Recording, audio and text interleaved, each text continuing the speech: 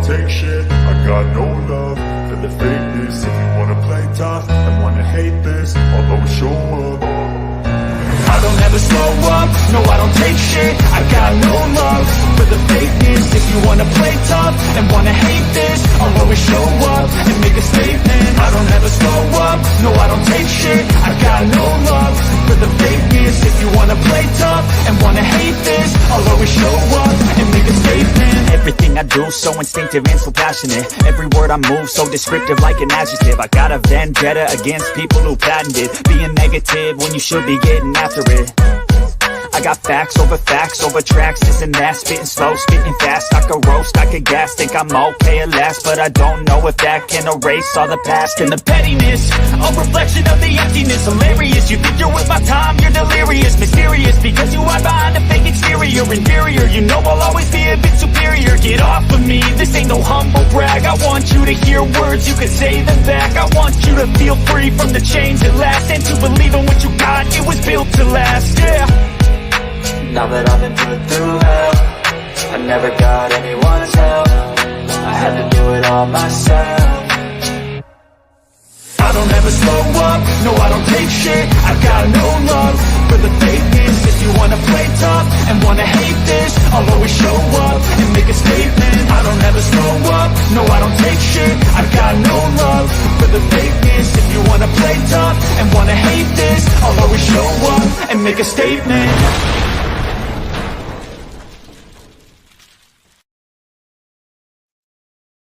All right, y'all, we're here. We're live.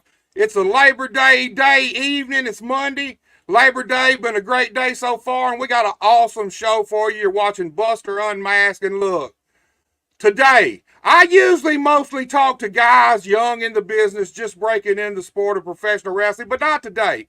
I got a bona fide pro wrestling legend. Look, this man has seen it all and done it all in the pro wrestling business. Any of the iconic legendary names out there, from Andre the Giant to Roddy Piper, he shared the ring with them and the road. He is without a doubt one of the dirtiest white boys to ever step foot in a professional wrestling ring, but I feel like he's most famous and most feared for being the original grappler. I bring to you the one and only Mr. Lynn Denton. Brother, thank you. Hey, I'm so humbled. What a way to bring somebody in, brother. That's probably one of the best I've ever heard. Thank you so much, Buster. Man, dude, I appreciate it, man. And, hey, all true, dude. Look, I'm going to straight up tell you right off the bat, man. 1983, I think. I was probably about 9 years old. 82 or 83. I seen you guys first come into Memphis as the Grapplers. Now, I'm from West Helena, Arkansas, so Memphis was my home wrestling. Yes. Watched a lot of wrestling, but Memphis was my home. Yep. Man, the Loaded Boot, dude, the Grapplers, one of the most feared iconic tag teams in the history of the wrestling business. There's no doubt about it. And look, all these years later, you're still out here on the road doing this stuff, man. You know, Buster, you know something here. What got me was I heard about Memphis wrestling, you know, and I was probably in the business about at least 6 or 7 years before I ever came there, right? And I heard about Memphis wrestling. All these guys had met them through, you know, Mid-South. All the guys came through. They had worked there. You know, I heard about Lawler and Dundee. Of course, everybody in the country had, and then Jimmy Hart and all that. But I never got a chance to come there to work. And I'm from Texas, you know. And so when I went to Memphis, I'm going to tell you something, brother. I used to say the people in Texas were the nicest people ever, but the people in Tennessee were treating me so good. And I really, really enjoy it. People ask me today, they Grappler, you've been all over the world. You wrestled everywhere in Europe, Japan, Canada, all over the United States, everywhere. Where is the place you like to wrestle the best? They ask me that question. And I go, you know what? I love Texas because I'm from Texas, but my favorite was in Tennessee, in Memphis, Tennessee, that territory. You know, I used to say Florida until I went there. Because the people were so good. And, brother, they are wrestling fans to the core, okay? Big time. Oh yeah, we were raised on, man. I know, man. They love it, man. Dude, I don't even remember the first time I seen wrestling in my life. It's just always been there. You didn't tell you something, Buster. You brought up like when we first come, me and Tony Anthony, the grappler too, right? We Right. came to Memphis, our first TV show. I forget, for some reason, I flew into Memphis, and Tony lived in Knoxville, so we had time off. For some reason, I flew in. He picked me up. I think we had to work TV in a few days, and I was flying back to Texas to get my car. For some reason, I was traveling, so I said, well, I'll meet you in Memphis to start out, the TV show. And so he picked me up, I don't know, early at the airport. That TV was taped in a studio, in Memphis, right? It was like 8 o'clock. We had to be on the air to tape it. And I remember going there, and this is just a weird thing I thought of, I'll tell you, happened. I'm wearing a mask. Tony's wearing a mask. We've never been to wrestle in Memphis ever, right? So I go, and he picks me up at the airport, and I throw my suitcase in the back, and I have my wrestling bag. So we get to the TV, we're in a hurry, and I grab my wrestling bag, and we go in, we wrestle, and I'm coming back to the car after the tapings, and these kids are following me, it's outside hanging around going, hey, Lynn Denton. Hey, Lynn Denton. I'm going, how in the hell these guys know my name? I'm trying to act like I'm not trying to sell it so they don't respond, so they know, yeah, they know. When I walked up to the car, I'm not bullshit. When I walked to the car, my suitcase was laying against the window, and the name tag was right there with my address and phone number. There you go. I went, holy shit, we're in a hurry, right? They already know who I am. I ain't been here but one day. Right. You got some little miniature detectives on your ass. I'm telling man. you, bro, they nailed my ass the first day I was in town. Well, let me ask you something. Was it 83 when y'all came through Memphis? That sounds about right, yeah. I was a young. I think I was. Yeah. If it was like 83, I was either 8 or just turned 9. Right. And like you said, them knowing your name, but they seen it. Yeah. Man, as a little kid, obviously we had a lot of mass tag teams around come through Memphis, and a lot of guys who were known in Memphis under hoods. Same guys under different hoods, under different gimmicks. Different ones, same guys, yeah. But even as a little kid, when you guys come through, there was something different about you guys. Well, Buster, the thing was, whenever I was very lucky, and when I learned the trade and learned what I was doing, I had guys that really knew the profession, took me under their wing. And like when I was in Mid-South, before I came there, I got a run as the grappler with the loaded boot. That was my first big break, you know what I mean? And then when I came back later, Bill Watts, the owner, he goes, hey, he said, you got to run as a single. And he had he had Tim Horner and Tony Anthony. He had brought them in from over there, right? And they were good young athletes, but they had a lot to learn. But he says, that Tony Anthony, what do you think? You think you can make a tag partner out of him? And I said, hell, he works. He's a good worker. You can tell already. But there's a lot of things you have to learn about psychology and about mostly how to handle the promoters. But anyway, but a lot of stuff he had to learn. And me and Tony clicked right off the bat. I said, hell, I'll give it a try. And so me and Tony clicked right off the bat. He was wide open, whatever, brother, and he respected what I was doing. And then I was taught, if you're going to be a tag team, be a tag team. Me and Tony one time we dieted to the point where we were looked so much alike in the ring. We used to do that thing where we roll out into the do-si-do and go back in, right? Right. And hell, the people thought the same guy. They couldn't tell. I said, brother, one of us got to gain some weight or one get skinny or something's going. We didn't even get no heat with us yet. Right. Killing all our own heat. Yeah, I know. So we had to, but we did it. We put our mind into it. We put it as a profession. We did the best, as a pro. Like when we come in the ring, we had a certain etiquette, the way we walk, the way we do things. Everything was thought out.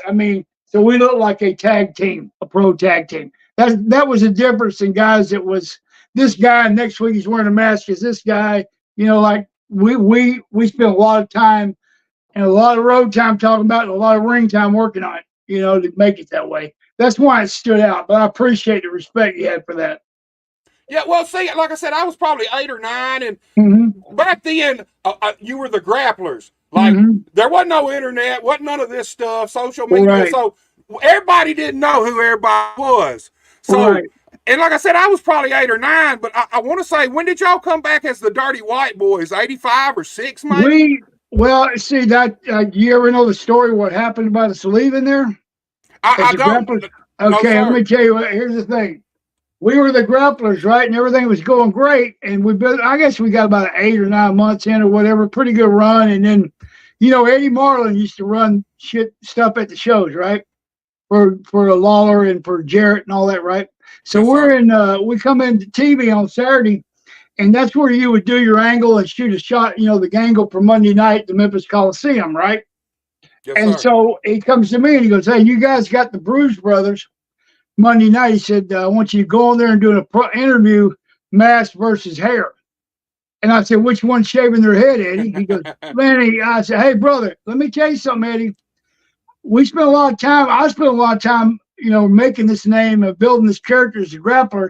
And then I gave it to Tony. We've been together a couple of years now, whatever it was, by the end of a year. I said, we're not taking the mask off. I don't give a shit." I said, I said, "If you want me to go do this promo, you better think about the finish." He goes, "Hey, just go out there and do a good promo." I go, "Okay." And brother, I hit it hard. I said, "Let me tell you something. I did the old Harley Race thing. There ain't no way on God's green earth no man's gonna ever make me take this match." I just said, "I swear on my mama, my daddy, my grandma, everything, right? My dog, everything." Right. And so, so then when we got there Monday, he goes like this, "Lenny, here's the thing. We're gonna do a thing where he's going for it. You roll on your belly and slide under the bottom rope. We'll have the troops there with the towel." I said, "Eddie, no way. Bullshit. I told you Saturday." He goes, "What?" We argued back and forth. He goes, "Well, I guess," he said, "You ain't gonna do it." I said, "I ain't doing it." He goes, "Well, I guess you're fired." I said, "Well, give him my check." Right. So I went around to the other side. We were on the Bay side. I went around the hillside, and Tony was all dressed. I said, "Tony, get undressed. You just got fired. You don't even know it." He goes, "What?" I said, "We just got fired." Yeah, But we're out of here. I know Memphis, right? The way the promotion worked. And I said, "Tony, I wait till the matches started. Then when the bell was ringing for the first match, I went out and waved at the crowd. I didn't want them to go out there and say the grapplers were so scared they wouldn't show." What I mean? I knew they'd try that business. And no. So anyway, we left, and then we went to Southwest Championship, I think. We're going about a year. And then it's out of the blue, Jimmy Hart called me and said, hey, baby. He talks, right? I love Jimmy, don't get me wrong. Hey, baby, we got a hell of an idea for you here. I got a hell of an idea I came up with. I said, "What?" He goes, "The Dirty White Boys. We need a good tag team. You want me to run it by them?" I said, "Run it by them." And he got it over. He got it through. And they said, "Okay, bro, it's back in." That's how it happened. Man, I'm gonna tell you Jimmy something. Hart. I like I said, I was a little older when the Dirty White Boys showed up. And, dude, Did you remember the video? Do you remember the video we did? Yes, sir, man. Okay, check it out. If you seen it now, you think, "Oh my God, look at that." what cheesy looking crap it looks like now. But if you had a video then, you were like big time number one. But that video was taken at Sun Records in the alley, right behind Sun Records. That Harley didn't even run, and and we never even rode a Harley, either one of us, right? We were like, "Oh, they're a dirty white boy." Unbelievable. Jimmy Hart's a hell of a creator, brother. He was good because that video looked good. What? How did you like Dirty White Boys compared to the Grapplers? I mean, obviously, the Grapplers is your thing. The Grappler is your thing. You're the original. Yeah. How did you like the comparison? What was your thoughts between the Dirty White Boys and the Well, Grapplers? it was like this, Buster. In Tennessee, it was a good gimmick because they were pushing, right? And then we left and then Watts brought us back into Mid-South as the Dirty White Boys. But Watts wanted it like this, and this I couldn't see. First of all, if you're working like if there's a character that's part of you, like that's something like kind of your own character. Like I'm good as a grappler because I was a wrestling heel, Right. okay, and I could I could make it believable because I was an athlete and I was in shape and all that stuff. My whole coming through high school and play ball and all this, and so that was me, my character. So it was kind of easier for me to portray. But the Dirty White Boy, Watts, because you need to put on interviews, you want us to put oil and grease on us and act like bikers. I went, "Brother, I ain't never even rode a Harley, dude. I don't know jack shit about biker stuff." And I said, it's hard to portray something you've never really done. And so the gimmick was okay for the way they pushed it in Memphis, but the way Watts wanted to push it, I said, "Hey, that's why we ended up leaving there." Give me just a second. I'm going to turn my air back on, okay? Yes, sir. You're good to go, man. Okay, but that's like I'm saying, the white boy gimmick's good, but it was a gimmick. I'm better at the grappler gimmick. You know what I'm saying? Because my interviews are better. I get to the point better. I make things mean something better. Because I was more of an athlete my whole life. You know, like nitty gritty. Like, you know, Yes, okay, we're running a mile, and you better beat this time. I was that kind of guy. You know what I mean? Like I'd go till I drop. But as far as bikers and all that, that wasn't my world. You know what I mean? Man, like I said, I was probably 13 or so then, maybe. Yeah. And dude, it was and we had no idea then. I didn't know that you and Tony were the grapplers that we had seen a few years before. But the Dirty White Boys, I was old enough then to kind of really comprehend a little bit of what was going on and what it was about. Yeah. Cool ass gimmick. That's really my first introduction to Lynn Denton. I mean, I had seen you as the grapplers. And I'd read about you even before seeing you as the grappler through wrestling magazines as a little kid. My brother used to collect all the wrestling magazines and buy them. Oh, yeah. And I would read those. That was social media back then, you know. Exactly. You're right. Yeah, yeah. But I knew about the grappler, and I knew about the grapplers before I seen y'all, but I didn't know who y'all were. And the loaded boot, I think I really learned about that through the wrestling magazines. If I'm thinking right, there were several big write-ups about the grappler and the loaded boot in some of the wrestling magazines back in the early 80s. That was basically your only. If you were in Wrestling Illustrated, brother, you were doing good. I mean, you were getting the #1 push. Right. It was hard to get. That. One time, I got on the cover. One time, just a little. When we won the tag belts in a tag team tournament, and we beat Andre and Dusty Rhodes for the tag belts, and we got a little square in the corner of the picture on the front page. We didn't even get the whole cover. You know what I mean? Yeah, Bruno Sammartino kind of owned that back then, you know. It was still cool to be in them because, man, I've read the Pro Wrestling Illustrated as long as I can remember. It's about like watching wrestling for me. I don't remember my first match. I just remember wrestling always being there. My granddad, he was mostly blind, and he was a diehard wrestling fan. He couldn't really see it, but he'd turn the TV on the wrestling shows, and he'd get right up close so he could hear it and listen to everything. That's great, brother. Man, we watched everything. From I love that. Georgia Championship wrestling in the Saturday mornings to obviously Mid-South with Bill Watts Saturday morning, then moved on to Lawler and them from 11 to 12:30 on Saturday, and then in the evening you're back on the Super You know what it was, Buster? It was a male soap opera. Okay, it's a male soap opera, and it was really good. It just, it was a good thing for a lot of people. I love that. That's why I love doing it back then. You know, I love doing it anyway, but I love doing it back then because people really got into it. It almost got me killed a couple times. They got into it so much. But man, I almost got shot in New Orleans and almost stabbed down in South Texas. But they got in that match a little too much. Well, but I mean, here's the thing. Wrestlers used to get heat back then. Yeah. Nowadays, it's like bad guys, heels, whatever. It's like they're scared. They're scared to go for heat, real heat, good heat. You know what I don't understand, Buster? It's like, remember back in the day you're talking about, we used to have guys like Sweet Hansen, Brute Bernard, Abdullah Butcher, Scurio. They weren't like guys flipping, flopping, doing cartwheels. They were just scary looking and mean looking. Right. Where's all the mean guys? It's all just everybody's got to come in with a chiseled body or you don't get hired. You know what I mean? I feel the same thing. Bruiser Brody, like you said, Abdullah the Butcher. Yeah, Brody. That's some pictures. He was double tough, brother. I mean, he got over with the people. They believed in that guy. You know what I mean? Well, how could you not believe in him, man? Yeah, but he's pretty stiff too. Right, and everybody wasn't smart. Everybody now, everybody now believes they're smart to the business, even just because they know a few smart. things. It's all smart marks now. Smart marks. They're like they know more about it than you do, and you worked 50 years. Well, if you would have done this, you go, brother, you ever worked a match to start with? Right. You're telling me how to work the damn match. Well, you talk about almost getting stabbed and shot. Here's the thing.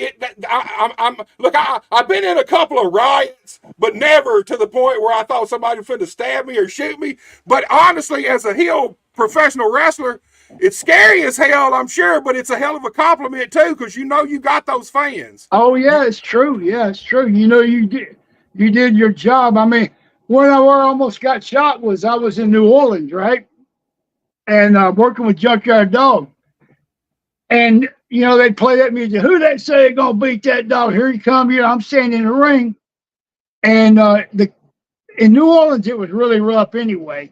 And so they had like real hard cops, not just security. They had police officers there, right? Right. So they would walk you to the ring, and usually they go back up to the back, you know, after they let you get in the ring. And so this one cop, he told me, I walked me to the ring, and I got in there, and I was in the ring, and I seen Dog coming with his chain, his collar, you know, and all that. And I told the referee, Jack Howell, I said, hey, Jack, I said, roll out and tell Dog when he rolls in, I'm going to jump him and start and get on him with that chain and get this thing started good. He goes, okay. So Dog was swinging his chain and dance. I seen him wink at me. I knew he got the message, right? He's on the floor. When he rolled in, I jumped him, bam, bam, started the match.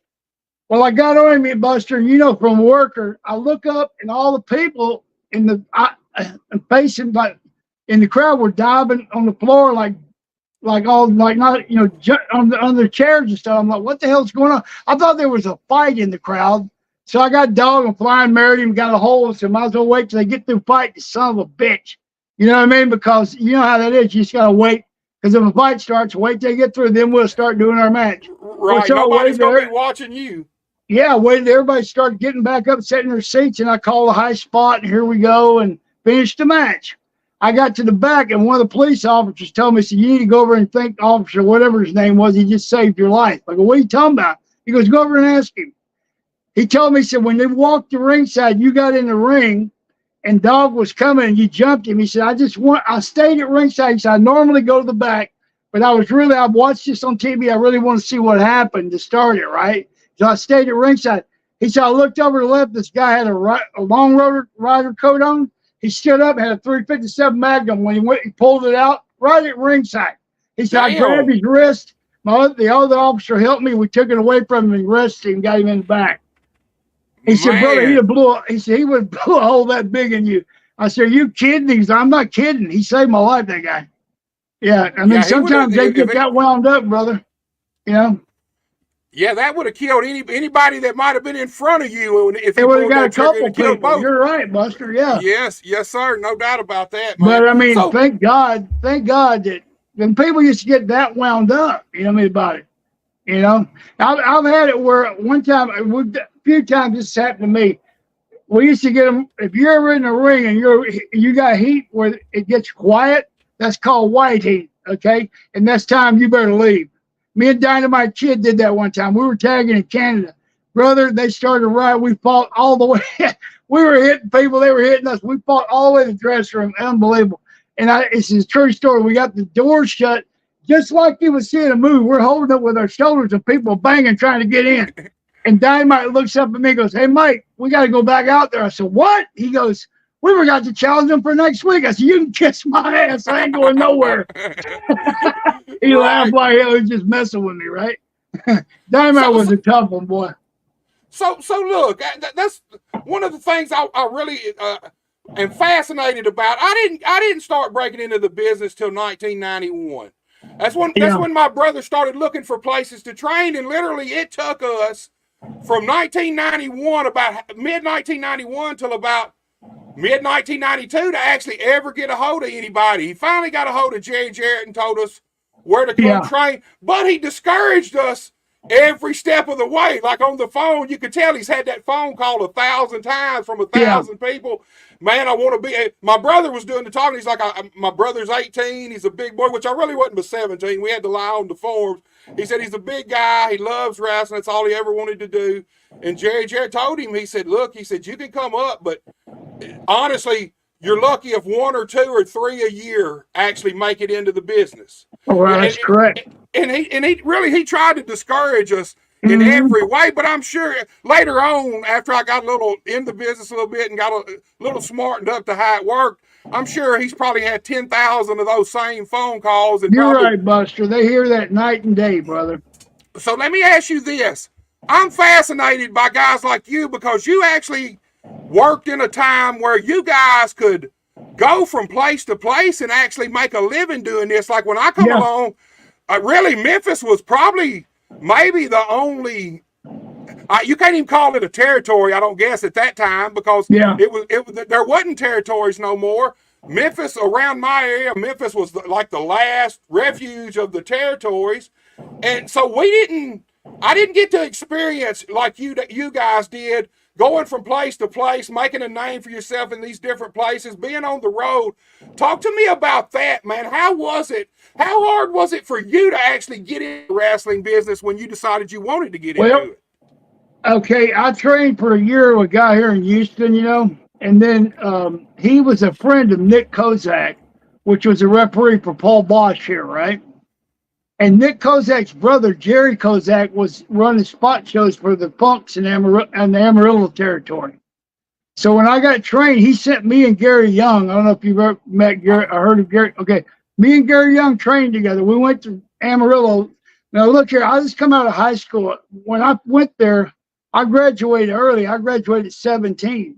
And so I was still 17 until like a month later. Right. I went there and I weighed 178 pounds and I went in the dressing room at TV. And I got fired the first day. They said, you're too small. The first day I got my 2-week notice. Right. And, here's Cyclone Negro 320. Here's Sweet Hanson 360. Here's Abdullah. Here's Brody. Holy shit. So anyway, but I went the 2 weeks and all that, and Abdullah told me to write a letter to Dory Funk Jr.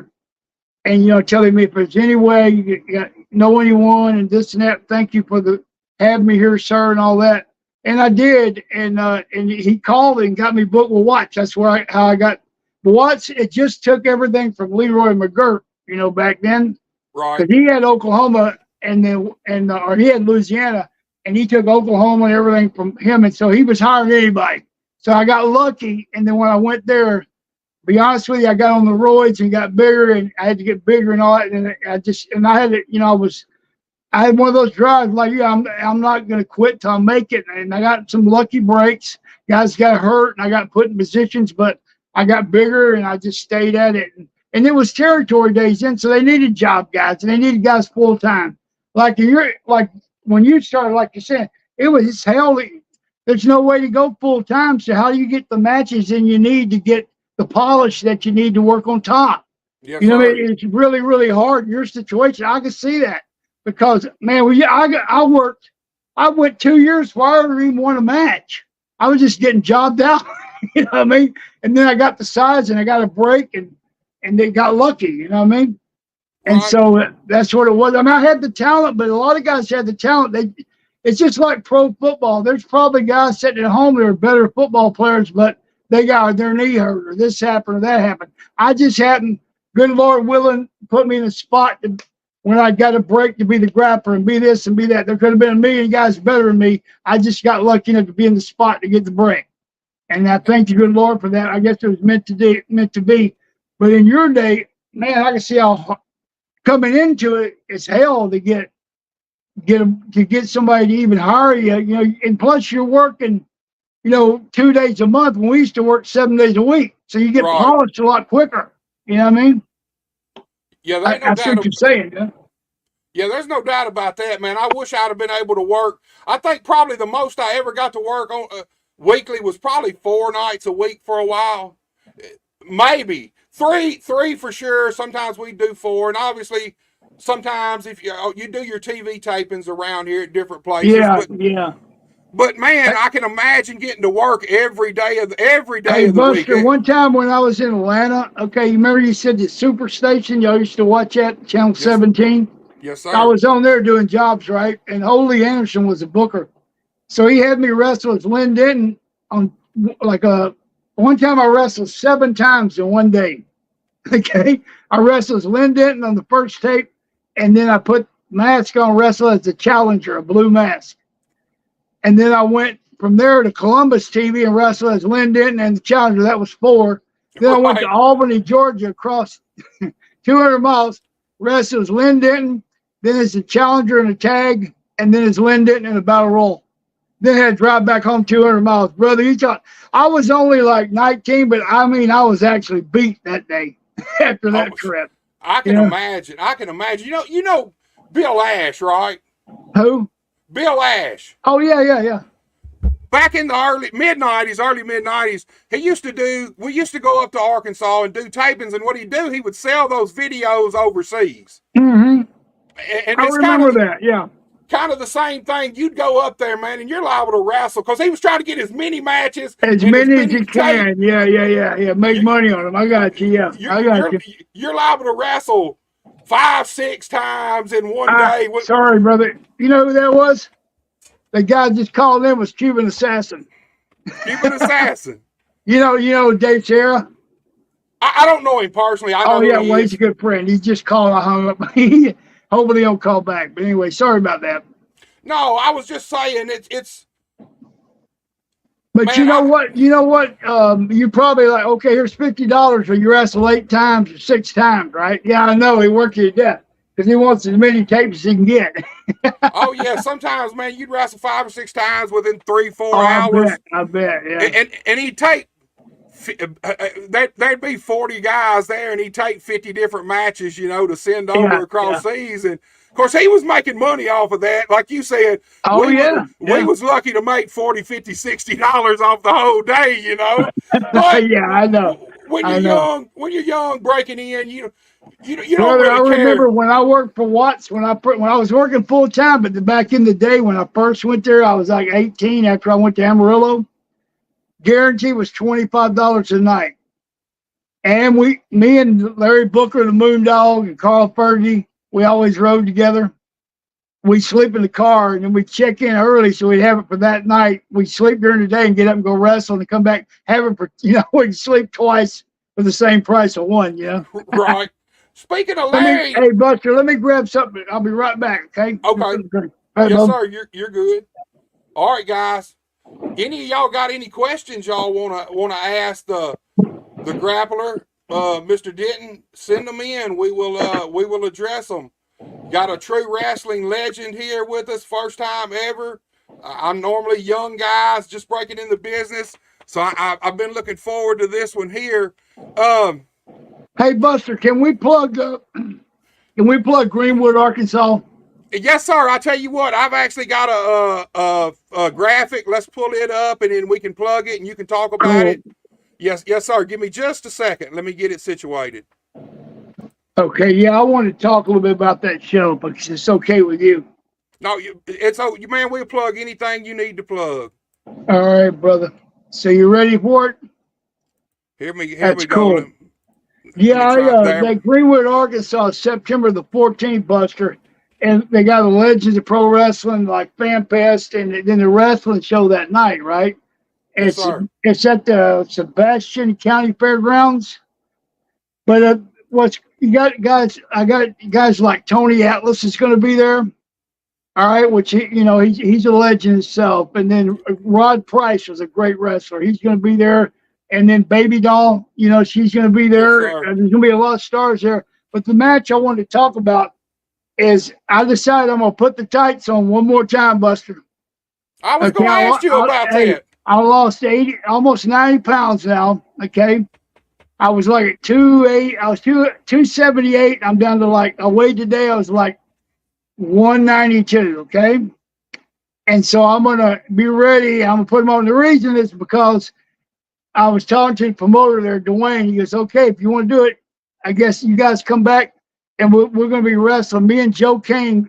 It's not Tony Anthony, but he's grappler number 3. And brother, believe me, Joe Kane, I feel like I'm in the ring with Tony. It's like we click just like me and Tony did. He's a heck of a worker, a hell of an athlete. He trains hard, brother, and I respect him totally. And he is an asset to professional wrestling.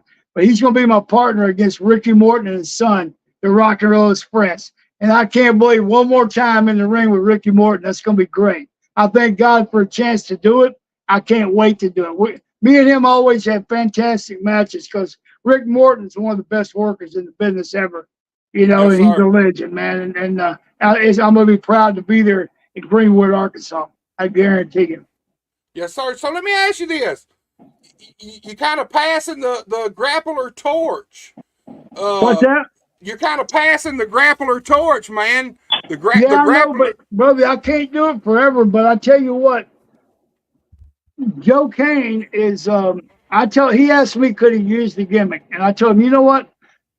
This guy runs marathons. This guy was an athlete like I was. He believes in if you go out there and look the part and be in shape and be an athlete. Don't go out there and just like, okay, I'm a wrestler, but he puts his time in, and he has pride in his work, and he is a good worker. And so I respect him, and I was glad to pass the torch to Joe. You know what I mean? You know what's weird is I had the loaded boot, right? So Right. here we are in a tag match coming up. Joe has the loaded boot on his left foot. I have mine on my right. So it's going to be cool. I'm coming with no loaded boot. Now Joe's Grappler 3's got the loaded boot, right? On the other foot. I love it. You say that though, but the grappler, I remember the grappler being dirty as hell at times. So Oh, yeah. I feel like you might have that loaded boot too. I feel like we might see a double loaded boot or something, That's man. good. I like it. I love it, brother. I love it. So, obviously, for you to be willing to pass the grappler gimmick along, like you said, this dude kind of fits all the requirements that you have for that gimmick. How does it feel to know that the grappler, something you created, is going to live on? Is going to keep going Brother, out it's an here? honor, man. When I started this business, man, I was like a nobody, and then to be able to create something that people remember, and I have people come up to me at these autograph signs. I used to watch you when I was a kid. I used to watch you, like that. It makes you feel so good, brother. It's an honor. I'm glad, and I thank the good Lord that I could do it. I appreciate the respect and the people give me for it. You know what I mean? And then it's an honor to be able to do it because there's so many different wrestlers, but that name seems to stick out for them, and I appreciate it. And it's just an honor to be a part of it. You know what I mean? Oh, It yes, really sir. feels good. Without a doubt. And let me ask you this: how long has it been since you've actually donned the tights and the mask and stepped foot in the ring? Brother, it's probably been, I have to say, at least 7, 8 years. Okay. Let's see, I'm probably more than that, probably 10. Yeah. So, I was doing some when I was in Oregon before I moved back to Texas. And that's been about 9 or 10 years now. So yeah, that's the last time I put the tights on, did anything, wow. That's But but even then, when I was heavy. Now I'm lighter, so I think it'll be a lot better. But I'm going to work the apron, Buster. Okay, I'll be honest with you. You ain't going to see me doing no flipping and flopping like I used to. Not with these 2 neck surgeries. My doctor told me the guy did the last surgery said, "Hey, look, we put in 4 pins and fused this one, and we got replaced 2 vertebrae and all this stuff." He goes, "If you fall like you used to," and he was a wrestling fan. He goes, "If you take those falls like I seen you do on TV, if you do get up, you'll be a paraplegic. I wouldn't do it if I was you. I wouldn't." That's all you had to say. So I'm not going to be taking no big bumps. I'll put it that way. That's why we got the new Grappler 3 out there. He's the bump guy. That's his Exactly, job. brother. Exactly. He's the man. So look, this show is September 14th. It's in Greenwood, Arkansas. It's the Legends of Pro Wrestling Fanfare and Wrestling Show. It's at the Show Barn Arena in Sebastian County at the Sebastian County Fairgrounds, right? Fantastic. Yes, sir. I can't wait to get there. Man, you got a lot of stuff going on. Not just you doing these wrestling shows and these conventions, but you also do a traveling act where you wrestling road stories, uncut and uncensored. And man, I am highly intrigued by that. Hey, Buster, you know how that started? That started, me and Roddy Piper started doing that together. Okay. Roddy was doing stand-up, trying to learn how to do stand-up right. But it's not a comedy act, but there's a lot of funny stories, of course, we tell, right? Can you hear me, bud? Oh, yes, sir. I got you. I'm just trying to Okay. get the neck. And so Roddy Piper was doing it, and so I would go. He'd say, "Lenny, I want you to come, and see the show and all that." So I got into it, and me and Piper had our plan was, they had guys opening up for him with regular comedians, and the deal was once Roddy come up, it was kind of anticlimactic because that's what they do. They make people laugh. They're funny. They're comedians. Then Roddy come up, everybody be looking at him like, well, that ain't funny. So what they needed was somebody to build him up like the opening card guy or mid card guy to build up the main event. Yes, so they sir. finally figured out, Lenny, you should be doing that. You tell some of your stuff, then bring Piper up. So I trained with a guy named Barry Colin that owned Harvey's Comedy Club in Oregon, right? He's a hell of a guy, nice, good friend of mine. And this place he owned for 30 years. He had every comedian on Saturday Night Live, you name it, they came through there. Okay, so I got schooled by a lot of those guys and learned, how to doing an interview on TV for wrestling is way different than doing stand-up comedy act. You know what I mean? Yes, I learned that real quick. And so they helped me a lot, and I learned. And then Piper called me and said, "Hey, you ready to go?" He said, "Yeah." He said, "Coach Barry Colin, we call him Coach." Coach says, "Yeah, he's ready to go. He's been coming to the comedy club every Friday and Saturday and doing 15 minutes, and the crowd likes him all that. He can go book for you." So Roddy goes, "Listen, I'm gonna call Vince and get us booked around the country with this thing." I said, "Okay." He died that night. Man. Piper did. Yeah. God bless him. His wife called me next morning screaming and hollering. I was kidding. Call 911, baby. I can't do nothing. She goes, "Oh my God." He just, she was all upset. That night he died. Unbelievable. We was fixing to make a big run. But anyway, long story short, I've opened up for Mick Foley, Project the Snake, for all these guys, and I like doing it. It's fun to tell those stories. And I have a regular hour show, so Dwayne got me booked at casinos, and you see the poster and all that you're looking at, and a few shows, and I enjoy doing it. I hope you get to hear it sometime, Buster. You'll like it. I got video I show of Andre and this and all the different guys that wrestle and different stories and stuff like that. It's a pretty good show. People like it, Yeah, I enjoy doing it. Well, I was going to ask you that about the people's interest. How man, I'll be honest with you. I feel like, does it surprise you that the fans and just people in general are so interested in all those old stories and road stories and all that wrestling stuff? Did you ever think, I mean, obviously, I don't, more than likely when you were doing it, you probably never thought it leading to here, but. No, you never thought nothing about it. You were just living it, but it's everywhere I go, and you know that, Buster. You hear it everywhere you go. They go, "Man, you were in the territories. You rode up and down the road," and they love those stories, man. I swear, you tell them, and they love to hear all that. Me and John Nord, the Berserker, did one in Minnesota, his hometown, and there it was packed. And we just sat down chairs and started talking. 2 hours later, they're going, "Go, cut. We're running out of tape." Because we have so many stories. He'd say something, and I'd say, "Remember this, Johnny?" Or, "Remember this, Lenny?" And we were on the road together, and I never dreamed, like you say, but people really are interested, and they love to hear that, because they want to know what that life was all about, different things, Yeah, I'm fascinated by that, too, because that's really, you guys are the guys that made me want to become a wrestler. It's a male soap opera, brother. That's what it is. I remember booking with Harley Race. She goes, "Lenny, it's a male soap opera. We got to appeal to women too, but we got to really get these guys." That's the way we booked. Harley taught me how to book to start with. I booked for him and Goggle in Kansas City. First of all, Robley brought me and Tony in as the grapplers, right? And Brody and him was running the territory, and we were there 2 weeks, and they quit and left. I went, "That's great." Harley come back and say, "Hey, look," hired me as his booker, and I took over for about 8 or 9 months. That was my first booking job. Woo, brother, it's fun booking for Harley Race now. You don't want to make no mistakes. I can imagine, man. I can imagine, dude. Yeah.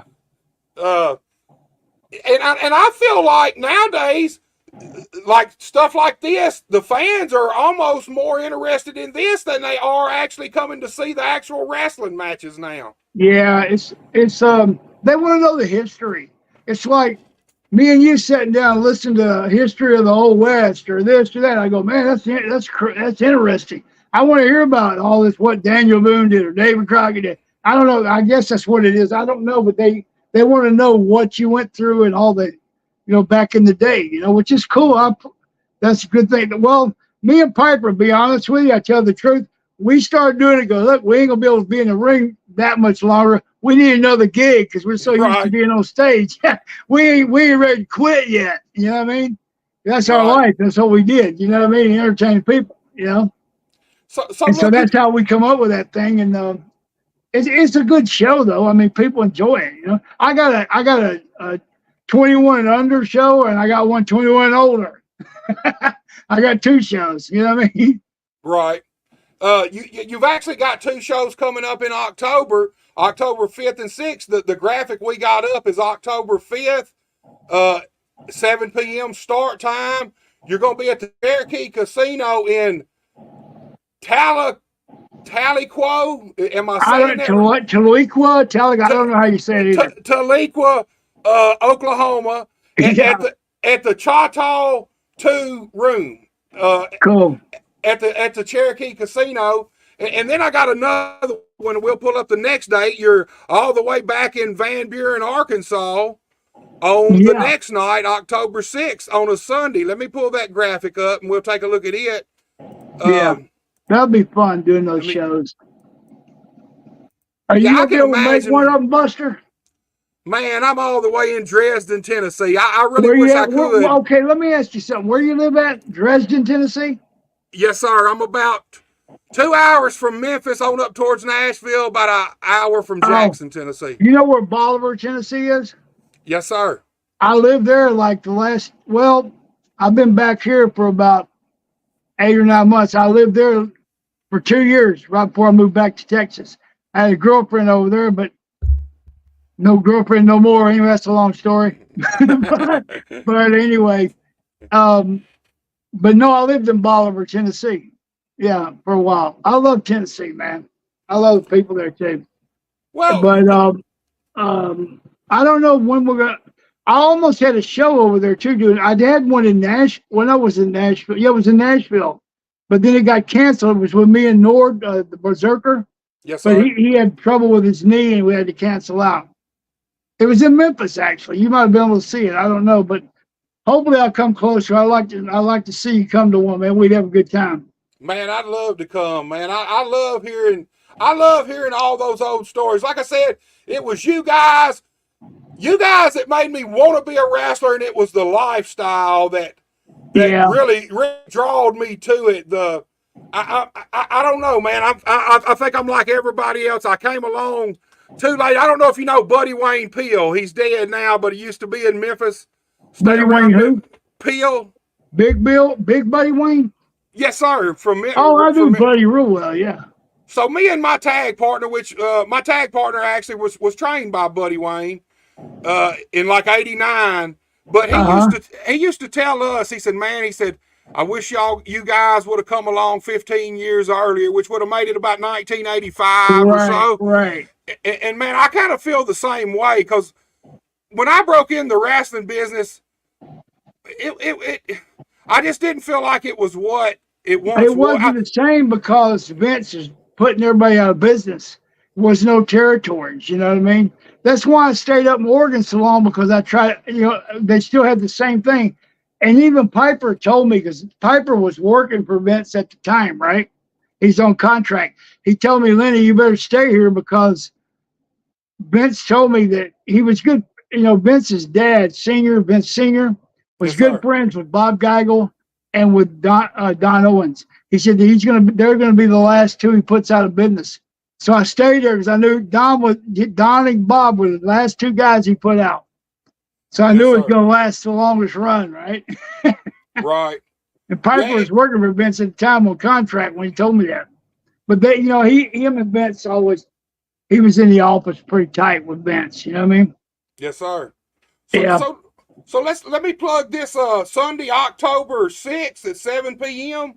You're going to be at the King Opera House in Van Buren, Arkansas. Mm-hmm. Another wrestling road stories show. And let me ask you this: Yeah. as a guy who come from Texas, how did you end up in Oregon, in Portland, man? Because and look, the only thing I know about Portland until the YouTube was just what I read in wrestling magazines back in the day. Because Yeah. you didn't, there wasn't no crossover markets. But man, you were a big deal in Portland. Talk to me about Portland wrestling, Well, man. okay, here's what happened, Buster. Okay, when I was in with Watts in Mid South, like I told you, I went left Amarillo and I went to Bill Watts Mid South.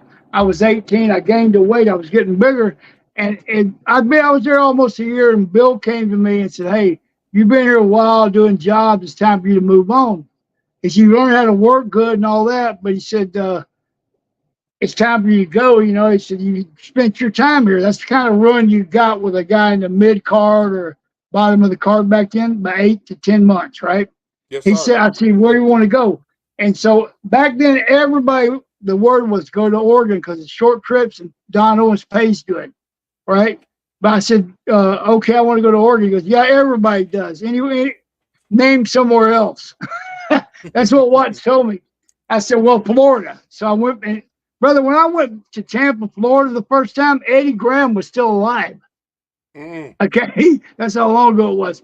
I went there and worked Tampa, Florida for almost a year. Then I went. Ole Anderson seen me on TV or something and booked me in a show in Carolina. Took a look, hired me. 2 weeks later, I went to Carolinas. I was there about a year in each place. But going back to Oregon, I was in world class at the time, right? And I was at the end of my run there too. I was a Texas champion, done this and that. We've been there about a year. And Brody was a booker. And I knew I was just getting time to leave, you know what I mean? And Rip Oliver was the head guy in Portland. You know, Don Owens didn't have a booker. He never had a booker until me. But Rip kind of ran everything, right? And then some of the guys like Buddy Rose and different guys would, you know, and Dave the Cuban, they would help him, you know, different storylines and stuff. So Rip got hired by WWE. So he was leaving. So Vince is pulling all the top talent out of every territory that he could on contract. So Rip got hired, and a guy named Joey Jackson that I trained, that was working for Don, Cuban, Dave Sierra, Rip Oliver, and those guys, they recommended to Don. He hired me as a booker. Don called Bob Geigel and talked to Harley and Geigel, and they give me a good recommendation. And then me and Don finally got the money figured out, and that's how I got hired. Okay, and he said, you're the only booker I've ever hired my whole damn life. I don't know why in the hell I'm doing this, but I'll give you a try. That's how Don was, you know. That's how I ended up in Oregon. But the reason I stayed so long is I met this girl named Katie, and we had little girls when I met her. One was 2.5, the other was 5, and they grew up, you know, there. And then me and Piper ended up opening an automotive shop together, and so it just lingered on, you know, and like that. You know, that's how I ended up staying so long, you know. Well, let me ask you this: what was it like going from talent to booker? How was that transition for you? Because we're doing what now? Going from being strictly a talent to then all of a sudden now you're the guy, you're the booker. I was the booker in Kansas City. I'd already experienced it for like almost a year, right? And so then world class was kind of a break, just working, right? When I went there, I knew what to expect because everybody gets pissed because they all want to do this and that, but no. Your job, when you come in, they hire you as a booker. We want to see you draw money.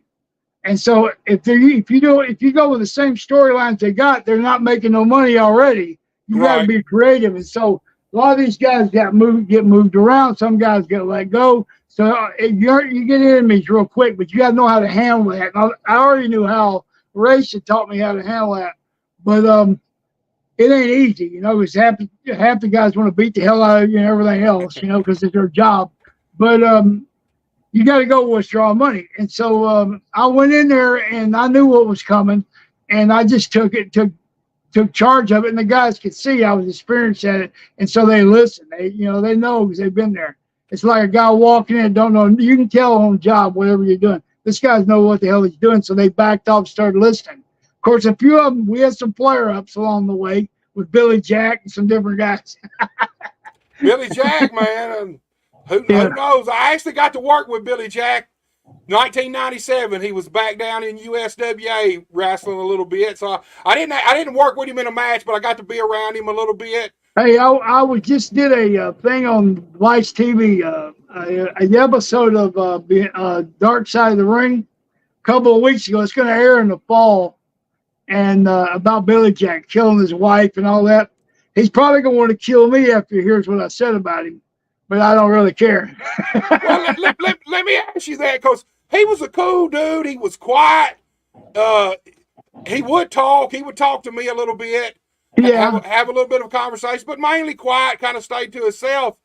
Was he crazy as he seems to be sometimes? Buster, let me ask you something. You were no threat to Billy Jack, were you? About his job or anything? Okay. Man, he's a different guy. Okay. Here's the thing. He was the type guy. I respected him because he was an athlete. He looked good. He kept himself in shape. Did the part right. But he was the type guy that you had to watch over your shoulder because you couldn't trust him. Like, if I give you my body, brother, we're working, Buster, you can hurt me real bad because I'm trying to go with you. You had to watch this guy all the time. You're on the edge. And I didn't like that. A lot of guys, if you're working full time, you do that for a living. You don't like that bullshit, right? And all the time, you never know. Like I was sitting in the dressing room one time, and the cameraman came in, was smoking a cigarette on the side, like he had to get away from the people. And me and Piper, we opened that shop, the auto shop, right? Like I told you. We had some girls, which one of them was the cameraman's girlfriend. The girls with big old tits, right? We have them jumping up and down because we're running the camera shots. So we're getting some free advertising from Don Owens, and they got shirts on that says pit stop transmission. And they'd be jumping up and down every time a guy goes down. Why not on the girls? We're on the headset. Me and Piper, Don goes, you asshole. Don didn't care, really. Billy Jack all of a sudden got upset and thought it was, what is that? Like it's his business. And the cameraman came in. He didn't do nothing about it because me and Piper were doing it. We're running the place, but he was all pissed. You hear him raising hell about it like it was his business. We just ignored him, right? I'm sitting there on the headset talking to the cameraman. They're on a break between tapes. And the camera guy came down with smoking cigarette. I said, all of a sudden I hear wham! I go over there. Billy Jack done slapped the shit out of the guy. The little guy about 120 pounds. I got to pull him off the guy. What the hell? You're going to lose TV over this. Why would he even do that? It's none of his business. That's the kind of guy I'm talking about. Why do you do that kind of stuff? You're going to cause us a major problem with TV over nothing's not even your business. That kind of stuff. I just don't. Why do you want that even working for you? Somebody like, that's the kind of problems you cause. You know what I mean? Yes, sir. You didn't see that because you weren't no threat to him or anything. You know what I mean? No, I was jobber at the time. I was doing jobs on TV, and they just put me on house shows. Hey, Buster, let me tell you something. You may see me as a Grappler and all that, but believe me, I know what I was a jobber. Well, I was on TV before in Louisiana when I first started, and I remember, never forget this. I had to go by and say hi to my grandpa. My grandpa was like yours. He watched that TV from Shreveport. Bill watches Mid-South every week. I'm on there. I'm 18 years old. Ernie Ladd, me and some Mexican guy in a handicap match. He slammed the Mexican.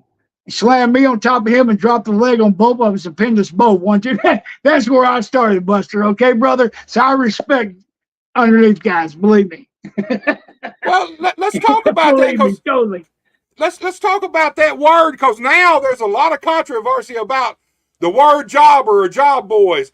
And even when I broke in the early 90s, that's what you were. If you were there. Yeah, you're a job guy, yeah. You were there to do jobs, put guys over. But in my eyes, that's how you kind of earn your respect from the company, from the other wrestlers. Yeah. And earn you a little spot. Obviously, they're not going to, unless you're someone special, they're not going to bring you in and put you over and make a big production out of you. First thing they want to do is see if you're reliable and you're dependable, and you'll be there and do what they ask you to do. And that's the way, kind of the way I always looked at it. I never looked at it like, hey, doing a job in my eyes, doing a job on Channel 5 TV at the time right. was a hell of a lot better than being main event in some little Arkansas town where Right. nobody but the few people that was there gonna ever see it, you know. I got you, brother. Yeah. And now it's almost like a 4-letter word Oh, to I know, man. I know. I say know. They job expect. boys or jobbers. Yeah. It's way different than it was before, my brother. Yeah. So Bill Watts, now we've all heard Bill Watts' stories are legendary through the wrestling business. You a Yeah. guy who actually got to work with him, work for him right there. Talk to me about Bill Watts a minute. Is Bill Watts as tough and as stern as everybody says he was? Okay, you're not going to believe this story, but it's true. You can call Tony Anthony right now, and let's see. Well, Murdoch's passed away, God bless him. And I think Carl Cox is too, isn't he? I They think were sitting so. in the dressing room in Biloxi, Mississippi, and this is a true story, I swear to you, on the Bible. We're sitting there, and I don't know what was going on, but Bill came from the Bay Place side over to the heel dressing room, and Tony had just told me some kind of joke, and I was laughing like, and Watts walked in the room about the same time. I don't know what he's pissed about. I never found out. He goes, "You think that's funny? Your ass is fired $50 for laughing, asshole." I went, "What?" And then so we all shut up, and then Bill gave us a big speech about something, and then he left. I went to interviews on Tuesday where we got paid at before we do interviews. I got my check. I swear to you, it was typed in there. $50 minus $50 for laughing in the dressing room. Man. True story. I wish I'd have kept that check stuff. I said, Tony, can you believe this bullshit? That's He got me crazy, man. $50 for laughing. Especially when it wasn't even nothing about him. He just happened to time. It just happened to be No, bad. not at all. He was a bully, man. Bill Watts. Oh my God. He was too much. One time he told me on interviews, he goes, "Come here." He goes, "I want you to go." He's on the side. He goes, "Go. I'm working this thing with Brickhouse Brown." He said, "I want you to call him as close as you can to call him the N-word on interview." He says, "Okay, we're doing a promo in town, Mississippi." I'm like, "Damn, is he crazy?" So okay, Right. so I said, "Hey, let me tell you something, Brickhouse Brown. That's when we're the dirty white boys over there." I said, "The white boys, okay, we come from Bucksnort, Tennessee." I said, "There's a sign in the middle of our main street that says, 'Boy, don't let your face be seen here after sundown.' If you know what I'm talking about, Brickhouse, you know what I'm talking about." Man. And I said, "We didn't even have a black chicken in Bucksnort, boy." I said, "They got a name for you in Bucksnort, Tennessee. It rhymes with, it starts with an N and it rhymes with trigger, if you know what I'm talking about." Brother, he went, cut, screaming, hollering. He goes, "You trying to get me thrown off TV, you son of a bitch," cussing me out. I went, "He just told me to do it." Now, Right? I now, don't know. I don't know what happened. I got as close as I could get, right? now, next TV, you go to get paid, you got a $500 fine for saying some shit you ain't supposed to say that he told you to say. I know, but I know. So, talk about working in Texas with me a little bit. Talk about Talking working. about world class. Yes, sir. Talk about Oh, working brother, down I was there. in heaven in world class. I went there. Who was Ken Mantell was a booker. He brought me in. He was a booker in Mid-South for a while too. You know, he knew what I could do, and he brought me in right off. I won the Texas heavyweight battle on Brian Adidas, but that position was like middle of. You're the Texas champion, but that's like the minor belt. They got the Right. world belt for the Von Erichs and the world tag team for the Von Erichs. So you're kind of, but I just got to go. I had a heck of a run for a year. I had a good time, basically, and made money.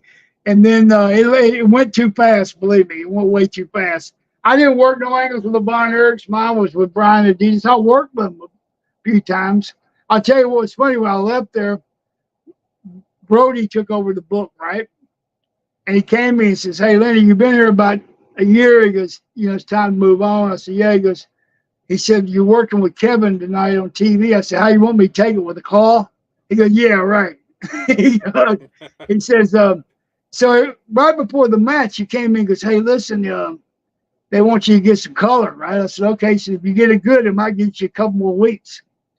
So I went out there and brother hooked the claw, and I hit it hard, right? And I was just pumping, right? So I went back. I'm taking a shower, and I wanted to go drink it. So I got ice on it. I'm staying in the shower trying. I ain't getting sticks. I'm going to the bar, I'm trying to get stopped. All of a sudden, the shower curtain slings open. His Brody goes, "Good job, kid. I got you 6 more weeks." Yeah, I did too. That was cool. I love Well, Frank. I hate that happen to Frank, man. I know he was an honorary and step bastard, but he was a good guy at heart.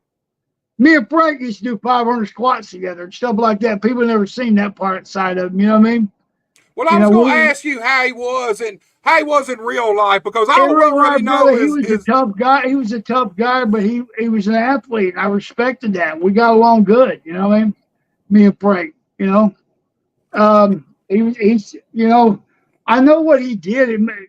The hard ass, the more he was in the business, especially in Japan, stuff like that, the more money he made. right. But deep down, he had a heart. He's an okay guy. You know what I mean? Man, you see some of that footage over in Japan, and he goes to swinging that fucking chain, Oh yeah, he was and stiff though, man, brother. I mean, what I'm gonna tell you honestly, I was in world class during right before I left. He booked me with him, right, to put him over. And Frank would come running like that, and everybody runs out of the ring not with his chain, but I think he had maybe I don't know what he had, but he'd come running, everybody bailed out of the ring. So I said, you know what? When the bell rang, I locked up with Frank, and I said, I know he's going to kick the hell out of me, so I'm just going to get him first. And if you ever see the match on YouTube, I laid about 3 or 4 stiff ones right in the chest. He yanked me around, nailed me one time. He told me to get a headlock and take me over. And I said, what? It took him over. He called the high spot. He hit me with a tackle. I won't sell it. Ducked the clothesline, kicked me in the stomach, and get the headlock back. I swear we went about 8-10 minutes on TV doing high spots, me and Frank. I couldn't believe it. And he goes, when I come to the back, he goes like this. You know why I didn't just kick the hell out of you like I do everybody else? Because you didn't back down. You weren't chicken shit. You stood up to me. He said, that's what every guy should do, but I respect what you did. Good match, kid. yeah, No kidding. No kidding. And see, we never seen none of that. Like, we only seen on TV, you only seen Bruiser Brody. That's all Like, you see, yeah, brother. Yeah. the character. And you mentioned earlier Larry Booker, Larry Latham. I actually spent about 10 years. Later on in his career, he started a company in Osceola, Arkansas. Oh, yeah. He was Moondog by then, and that had kind of run its course. But I actually got to work under him for probably 10 straight years. And he's another guy. Talk about Brody getting in there doing high spots and doing wrestling stuff. Dog was the same way. Larry was the same way. Around here, by then, nobody remembered Larry Latham, the Blonde Bomber, or any of that. Right. All they remembered was the Moondogs, and at that time, Sure. it was just cans and boards, and it wasn't like the 1984 5 Moondogs. It was a little different then, and that's all people knew, and that's what you expect. And then you get around him and get in the ring with him and get to working under him, man. He was a guy who really, I learned so much from working with him and being around him and watching how he dealt with not only the boys but the fans, because he was running his own promotion at the time. Man, the dude there was way more to him than just being a Moondog. Hey, Larry, the first match I had in Mid-South for Watts when I left Amarillo, okay, I was in Tulsa, Oklahoma, and I was against Larry Latham. As you know, Larry Booker. And we went 20 minutes through. That's what got us both a job that night in Tulsa.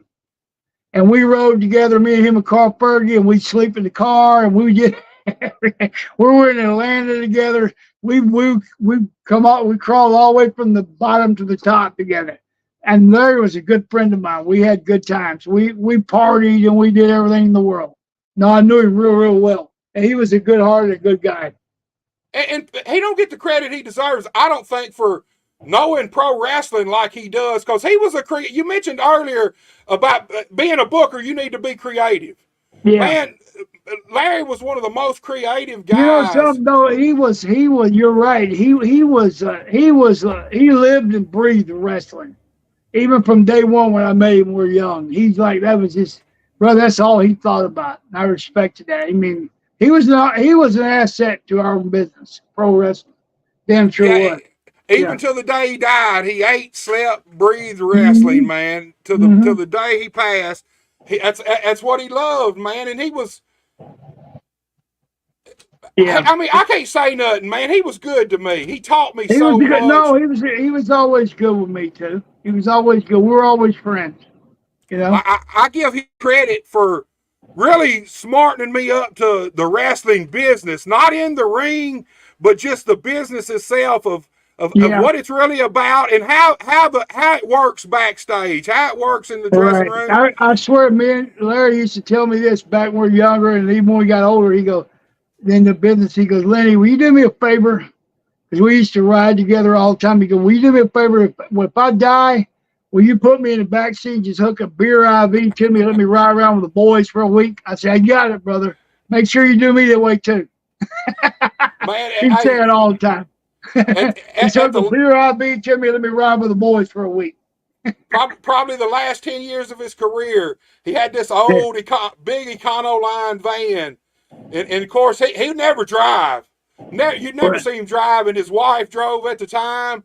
But Yeah. man, you could pile in that van and go to a show, and of course I'm sure you know, dog like to smoke. Oh, yeah. So, time you get to a show, you'd open that damn van door and smoke would boil out of it. It just, but he had a blast the whole time. Oh, yeah. He loved professional wrestling. I think that's really, other than his kids, I think that's probably his true love was pro wrestling Oh, more than brother, he anything else. loved it to death. He was he was a dedicated to it, man. He's like old school all the way. You know what I mean? Look, Doug Masters clicked in. He said, "Hey, hello, Lynn." He said, "This is Doug Masters. How are you doing?" Well, I see. I read it down there. Yeah. Hey, Um, Doug, how you doing, buddy? Well, let's talk about some of the other places you work. Because here's the thing, I want to ask you this: what was it like to be able to piss somebody off in one place and then basically be able to move to another territory and still have a job and make a living in wrestling? Because when I broke in, you pissed the wrong person off, your ass didn't really get to wrestle no more or work anymore until they got unpissed at you. Yeah, I mean, no, there was guys in there like it. You know, back then the NWA, if you pissed off the wrong promoter, you know, you'd be in trouble. Like I pissed Watts off, and it cost me for 3 or 4 years before I ever got back on top again. Because Right. he knew all the other bookers, and like, man, they promised you this, but when you got there, it wouldn't work out. You know what I mean? But it's the same kind of thing. But I mean, I'm sure it's probably worse now because there's not that many places to work like that. But yeah, it would. You still had to watch the guys that you missed, had a problem with, because if they're in control, you wouldn't get no work. You know what I mean? Right. It's still like that. Just think about it now is no there's nobody out there really with even around the Memphis area with any power. Like there's no Yeah. one top company that's still running the territory, running shows, working guys Yeah, where yeah. they can make a little bit of money. There's none of that. So it mainly turns into a lot of chickens squabbling with each other. I got you. It's kind of how it is, and it just you guys' days just fascinate me about. Like I said, that's what made me want to be a professional wrestler was you guys. Yeah, I don't even know if I was But a there's the young. camaraderie. The important, like, the best part's the camaraderie, the friendships you make throughout the years and all that, brother. That's what you remember, and that's what's good. I mean, I don't remember what match I was in and this and that. And it's sometimes every once in a while, some things stand out, but it's mainly the friendships and the camaraderie you had with the boys, the trips and all that. You know what I mean? Yes, sir. That's what's so cool about it. You know what I mean? Well, look, you've held a bunch of titles. What was the first title you ever won? I mean, that belt you talking about? Yes, sir. Championship. You've held a ton of I them. So think it was a North American heavyweight title in Mid-South. That was the first one. I got my first break. I won it off DiBiase. damn. And back then, that belt kind of meant something, so it was pretty cool. You know yes, what I mean? sir. Yeah. You've held titles. I mean, pretty well everywhere you've been, hadn't you? Well, it was like I said, I had a gimmick at the Wrestling Hills, so it kind of like just fitted. You know, like, okay, if you got a guy that's a wrestling son of a gun, give him a belt. Now they got a contest going where the face is trying to win it back. You know what I mean? So it's kind of give an angle. You know what I mean? That's why I like that gimmick, because I was always a competitor and always an athlete and trying to, that way, even before wrestling. You know what I mean? Yes, sir. Let me I ask you love this: as a competition, booker, as a booker, would you rather have a heel champion or a babyface champion? Heel, heel. Me too. You Me always too. want the fans to see the good guy chasing the goal, because they can get behind him and they'll come to see him and buy a ticket and support him. You know what I mean? Yeah, I kind you put a belt on the face, now you're just coasting, waiting to get an angle going. You know what I mean? that's kind of how I've always felt about it. It seems like as long as the babyface is chasing the heel, chasing that title, whatever, it's hot. The angle stays hot. The fans Now stay you got a into it. storyline. Yeah, you got a storyline going. Yeah.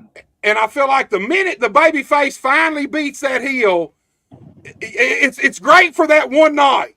But I always felt like immediately after that, it kind of Yeah, it started. blows everything off. Now you got to start building momentum again. Right. Yeah. I agree. I agree with that. I'd rather see a babyface. I'm like you. Hero needs something to conquer, or he ain't a hero. You know. Exactly. Yeah. It's like I used to tell my grandbaby when she was watching these shows at Disney, and I go, honey, listen, there's always a good guy and always a bad guy. And they're going to fight and find the good guy will win. Right. That's the whole storyline of life, just about. You know what I mean? Yeah, there ain't no doubt about that. And I think that's missing a lot today. Yeah, well, professional nowadays wrestling. it's just like, yeah, I know. You watch the storylines, you go, what in the hell is going on? I don't know. A lot of it, too, is like you watch, and it's like cookie cutter, the same bodies, the same thing. Remember Brute Bernard? Oh, my God. He was the real deal for other guys like that. You know what I mean? Different. It was just different back then, you know? Well, let me ask you this. Did you ever work in the AWA for Vern Gagne any? I worked a couple shows, but I never went full time. I worked a couple shows over there, yeah, in Minnesota. How'd you like working for Vern? How was he compared to I met Vern. I met him in other shows in St. Louis and all that, but he was like way up there. How you doing, kid? Like I was like, he was kind of above talking to me. Right. The owner and all that stuff, you know what I mean? He right. just like, how you doing? Yeah, okay, yeah, see you later. That kind of thing. Right. We never rode together, did trips or did anything, nothing like that. You know what I mean? So out of your whole wrestling career, what was your favorite either run or, well, let's say that, what was your favorite run and where was the place you loved working at the most? Well, I loved working in Memphis, like I said, okay?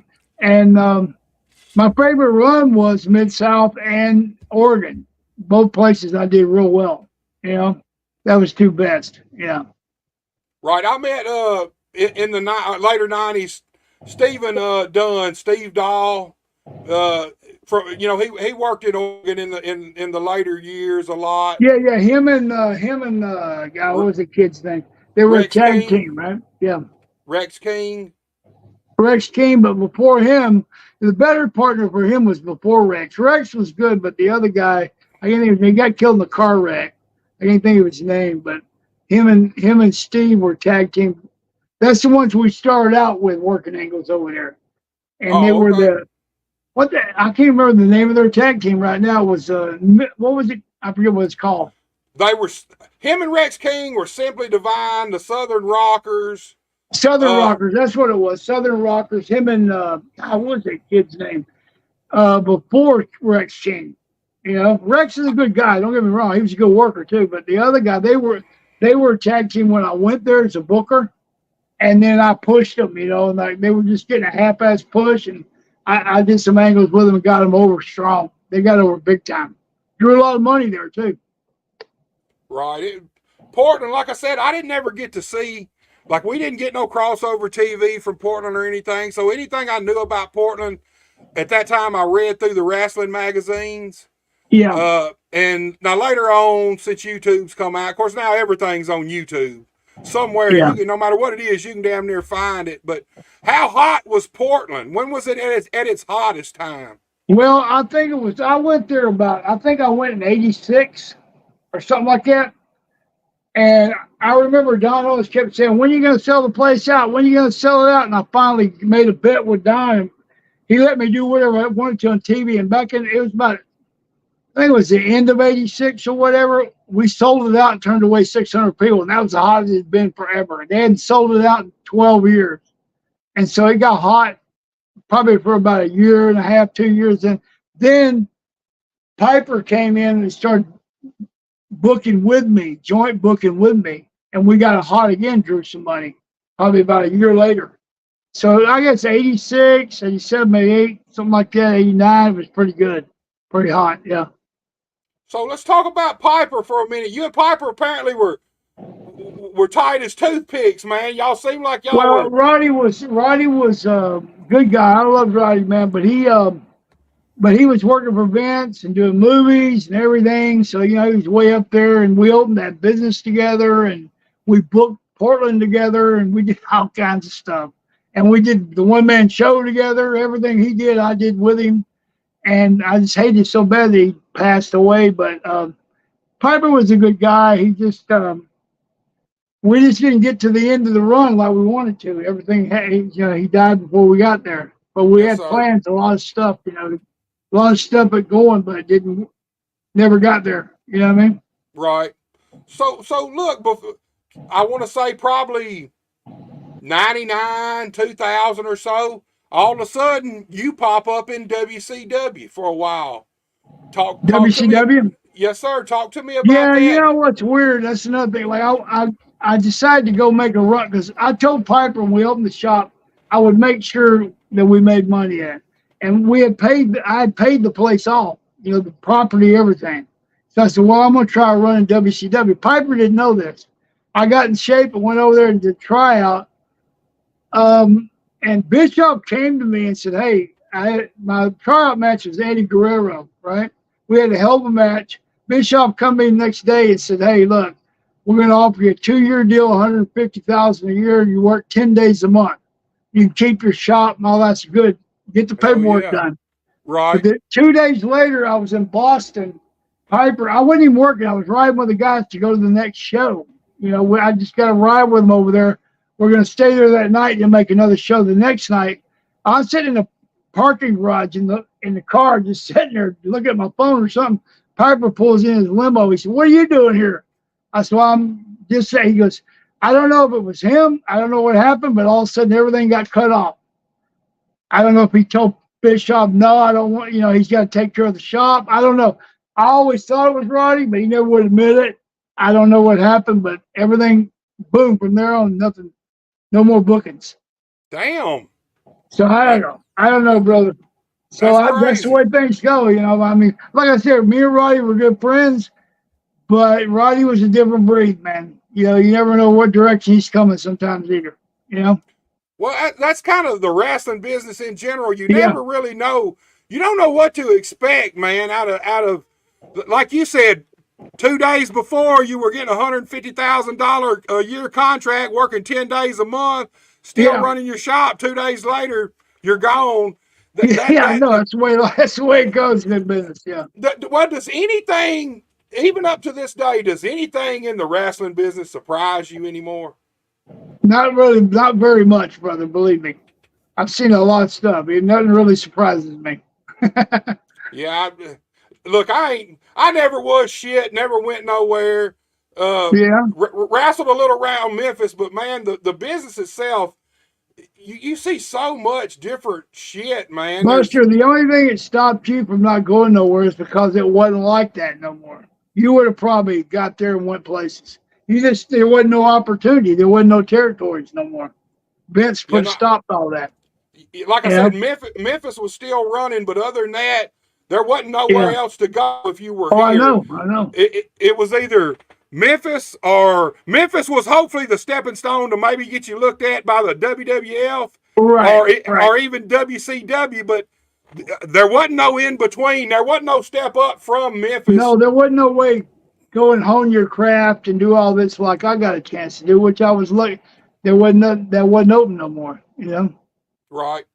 Well, brother, hey, listen, how long you want to go on this thing, boss? Brother, I was just fixing to say we're fixing to wind it down right now. Okay. I had one more question for you. Yes, sir. Go ahead. I'm sorry, I don't mean to rush you. No, you're good. You're good. I literally, Yeah. I was you when you were saying it. I was thinking, and I was just fixing to tell you Okay. that Okay. we're going to start winding it down. Somebody had Andre, to tap. Somebody had to tap first, Buster. Andre, Andre the Giant. I can't get Yeah. you off of here, let you off here without talking to you about Andre Oh the yeah, Giant. brother. Yeah, I loved Andre. Yeah. Was how big was Andre when you're standing there in person with him, man, next to The him? thing with Andre, well, he was 7'2", which like your basketball players are way taller, right? But Right, brother, he was a freak of nature. Like his hands, his arms, everything was like you look at him and go, this somebody is a giant. He ain't just 7'2". He's freaky looking.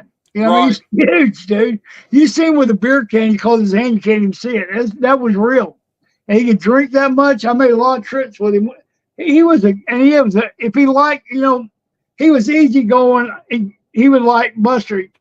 He liked you, he was easy to get along with. You didn't want to piss him off, but he was easy to get Right. along with.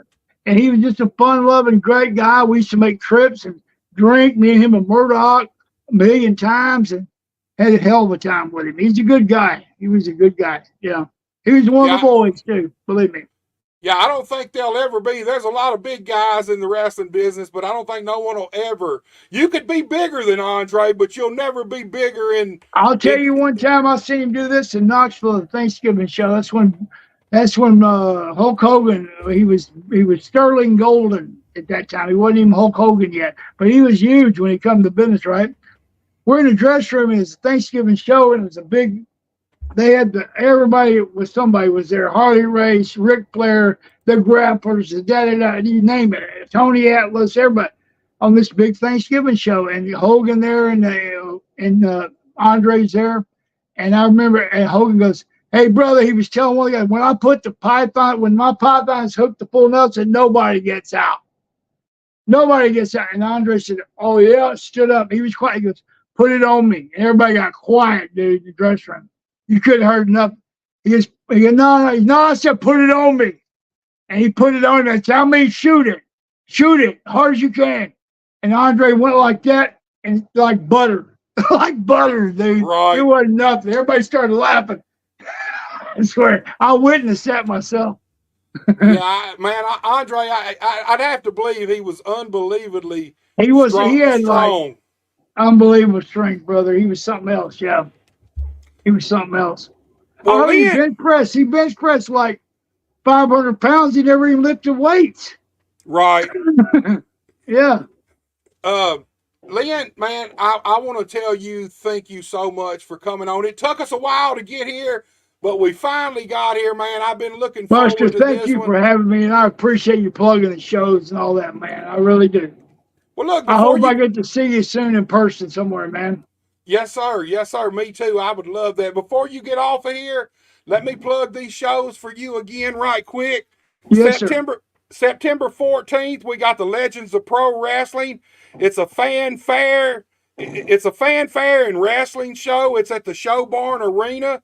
It's at the Sebastian County Fairgrounds, and it's in Greenwood, Arkansas. And you already said it. You're going to be stepping in the ring there. Yes, First sir, time in brother. My wrestling debut. Going the probably other 10. way, though. I'm too old. I'm going the other way. There you go. It's the debut and the finale all at the same There time. you go, brother. There you go. And look, I would love to get a chance to come see this Wrestling Road Stories thing, man. I think I would get the biggest kick out of You will love the it. stories. You will love the stories. Yeah. So your first date Saturday, October 5th. It's a 7 p.m. start time. It's at the Cherokee Casino in Tahlequah, There you go. Oklahoma. You got it. That's the way you say it. That's right. Yeah. It's going to be at the Choctaw 2 room at the Cherokee Casino. And then and that's a Saturday night. So then Yes, Sunday night, the very next night, October 6th at 7 p.m. start time too, you're back in Van Buren, Arkansas at the King Opera House doing this Wrestling Road Stories thing. Buster, I got to remember. While I remember, I got to say this, okay? Because it's my finishing line, so I wanted to be on your show. The people I remember, they got a name for you when you're the greatest wrestler in wrestling today. They don't call you a great wrestler. They call you the Grappler. Beat me if you can. I've said that a million times. Dude, Interviews all over the world. I wanted to make sure I got it on your show, boss. I appreciate you so much. Once again, thank you so much for coming on. You have an open invitation. You ever want to come back on? Thank you, brother. Just hit me up, and we'll talk about anything you want to, man. All right, boss. You have a good night. Okay. You too. Take it easy. All right, buddy. Bye-bye. All right, y'all. You just seen it. The one and only grappler, Dirty White Boy, Lynn Denton, true professional wrestling legend. Go check him out. Like I said, Saturday, September 14th, he's going to be at the Legends of Pro Wrestling Fan Fair. There will be a wrestling show. It's at the Show Barn Arena. It's in Greenwood, Arkansas at the Sebastian County Fairgrounds. Awesome show, true legend. I want to thank everybody who tuned in and watched, man, everybody who interacted. We're back Wednesday night, special start time, 6 p.m. with Randy Hales. We're going to be talking about the big night to remember in Jackson, Tennessee. Until then, y'all take it easy. I don't ever slow up, no I don't take shit. I got no love for the fake